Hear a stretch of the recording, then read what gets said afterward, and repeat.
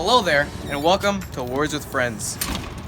Today, we're going to be talking about sex education and nutrition.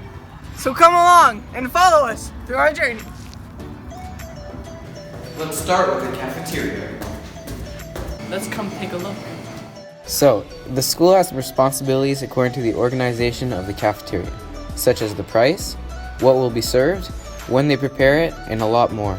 They also have rules, a lot of rules. Hairnet, no nail polish, temperature of the food, no insects or rodents or contaminants, personnel only allowed in the kitchen area, ventilation systems, windows with screens. Then there's a list of things the school cannot sell/give, such as food with high fat content. Burritos with beef, chicken fingers, giant burgers, hot chicken, hot dogs European style, hot dogs and chips, Foods with high sugar content. cookies, muffins, desserts, oasis juice. We interviewed the lunch lady for that matter.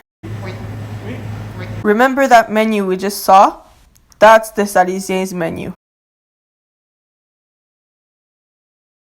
I don't think so. We went around and asked some students of the Salesian about their opinion on the cafeteria food.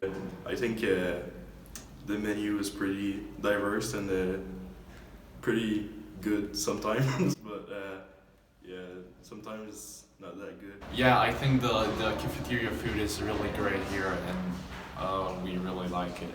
I think the cafeteria food is not that good at school. 6 out of 10 just to city passes. Okay. The food is good, but they just don't give enough food. I think the food is pretty good for what I've tasted. I just think that it's too expensive. I think we could give it a good 7 on 10. Knowledge of the body image, gender stereotypes, romantic feelings. These are all some of the variety of subjects that are taught in sexual education. It enables students to better understand themselves and establish emotional relationships that show respect for both themselves and others. Now, what do you think about the sex ed programs implemented in schools? I think it's a good thing. The program was conceived to prevent notions to kids at an appropriate stage in their development. We live in a society where our children have access to all kinds of information through various sources of information. So I feel that it's important that each child have access to an accurate source of information, respecting themselves, others, and the diverse world we live in.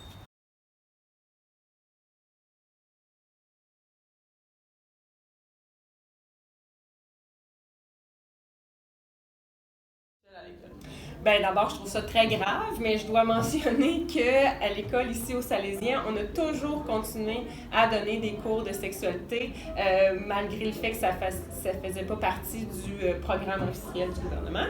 Mais pourquoi, à quel point c'est important? Ben parce que ça fait partie de la vie, la sexualité, même si des fois ça peut être un peu plus gênant d'en parler avec nos parents, ben c'est justement une excellente raison pourquoi les enseignants doivent être formés pour bien accompagner les élèves là-dedans, pour que cette sphère-là de leur vie se déroule le mieux possible. So then, why did they take off the sexual education in schools? In my grade 5 elementary class, and they showed videos that traumatized the guys and impressed the girls. In grade 6, we had a class. It was supposed to last the whole year, but we only had it for a period of 1 week because the principal said that we were acting too immaturely, and so they canceled the class. That's pretty clear, right? That would be the cafeteria system and the sexual education programs in Quebec. We did some research on our systems compared to the nutrition and sexuality systems in France. We soon found out that our programs were actually horrible compared to the French. Looks pretty good and healthy, right? In France, lunchtime is actually a class. You learn how to eat properly.